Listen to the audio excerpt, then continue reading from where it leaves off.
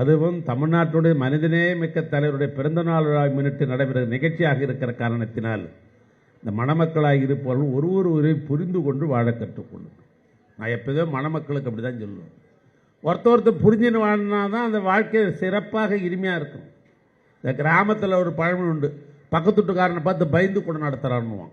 பக்கத்து வீட்டுக்காரனை பார்த்து பயந்து கூட நடத்த அப்படின்னா என்ன அர்த்தம்னா, நாம் புகழோடு நடத்தணும்.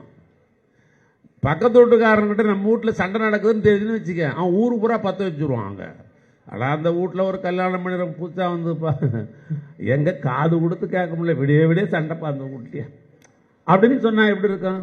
அது இருக்கக்கூடாது. அதுதான் சொன்னார் பழமொழி, பக்கத்து வீட்டுக்காரரை பார்த்து பயந்து கூட நடத்துது. ஆனால் அந்த மணமக்களுக்கு நான் எளிமையாக சொல்ல விரும்புவது, ஒருவரை புரிந்து கொண்டு வாழ கற்றுக்கொள்ளுங்கள். அந்த வாழ்க்கை சிறப்பான வாழ்க்கையாக இருக்கும், பலரும் பாராட்டுகின்ற வாழ்க்கையாக இருக்கும். பணம் என்பது ஒரு முக்கியமாக இல்லை, பண்பாடு தான் முக்கியம். பணம் எப்போனாலும் வரும், எப்போனாலும் சம்பாதிக்கலாம். இந்த பண்பாடு தான் முக்கியம். நான் இன்னும் கூட விரிவாக சொல்ல விரும்புகிறேன். இந்த குடும்ப வாழ்க்கையில் மாத்திரம் பெண்கள் பேச்சை கேளுங்க ஆண்கள். குடும்ப வாழ்க்கையில் அக வாழ்க்கை புற வாழ்க்கை என்று இரண்டு வாழ்க்கை உண்டு. புற வாழ்க்கை என்பது வெளி உலக வாழ்க்கை. என்ன வியாபாரம் பண்ணலாம், அபிரிஞ்சி மாதிரி ஆட்கள்லாம் பார்த்தா எப்படி செல்ற சம்பாதிக்கத்தலானே குறியா இருப்பாங்களா. எதுக்கு சொல்கிறேன்னா, புற வாழ்க்கை என்பது அரசியல் தேர்வு செய்வது, அரசியலை பற்றி சிந்திப்பது, வியாபாரத்தை எப்படி தொடக்கிறது, எப்படி பொருளாதாரத்தை ஈட்டுவது என்பது புற வாழ்க்கை. அது ஆண்கள் முடிவெடுக்கலாம். அக வாழ்க்கை என்பது பெண்களுடைய குடும்பத்தை சம்பந்தப்பட்டது. குடும்பம் சம்பந்தப்பட்டதை எல்லாம் பெண்கள் முடிவெடுத்தால்தான் அந்த குடும்பம் சிறப்பாக இருக்கும். சில பேர் டீக்கடையில் உட்காந்து பேசுவான். என்ன பேசுவோன்னா, நான் என் பொண்டாட்டி பேச்சல நான் கேட்குறதே இல்லைப்பா. அது என்ன உனக்கு பெருமையாக நான் கேட்குறேன்? பொண்டாட்டி பேச்சு கேட்டனதே உருப்படலாம்.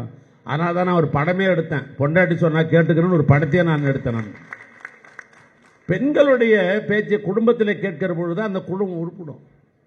10 மாதம் நம்முடைய வாரிசை சுமப்போல் பெண்கள் தானே. அவளை சீராட்டி பாராட்டி அதை வளர்க்குறது பெண்கள் தானே. ஒரே நேரத்தில் பள்ளிக்கூடத்துக்கு அனுப்பணும்னு நினைக்கிறதும் பெண்கள் தானே. 21 வயசு 22 வயசு ஆச்சு, வீட்டுக்காரனை பார்த்து இந்த பையன் ஊரை சுற்றி இருக்குது, அது ஒரு கால் கட்டு போட வேணாமா அப்படின்னு அறிவுரை சொல்கிறதே பெண்கள் தானே.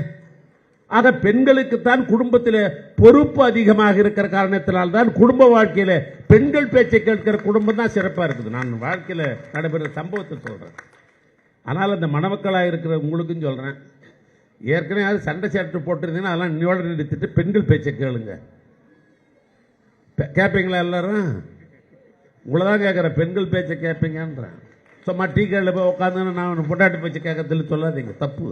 ஏன்னா நான் முழுக்க என் மனைவி பேச்சை மட்டில் தான் கேட்டுக்கொண்டிருக்கிறேன். அதெல்லாம் மாற்றே கிடையாது. செய்திகளை உடனுக்குடனும் துல்லியமாகவும் தெரிந்து கொள்ள சப்ஸ்கிரைப் பண்ணுங்க.